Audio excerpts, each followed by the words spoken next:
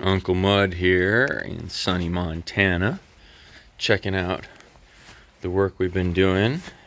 This is the Bun Warmer that we built 3 years ago at the Rocket Heater Jamboree.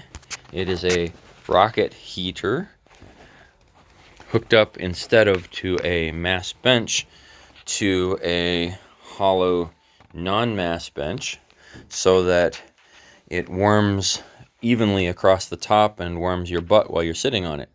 And the exhaust comes out of the bottom of this side.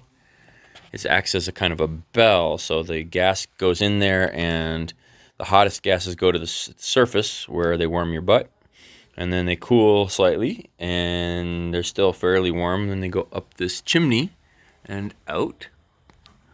So this is putting this back together. They had to rebuild this shed here. This shed is actually, they call it the berm shed, because it's a privacy berm between the road and the building, and it's also storage space. It was kind of underground-ish, so it's out of the wind. It's a nice place to sit on a cool fall day in our on our Bun Warmer.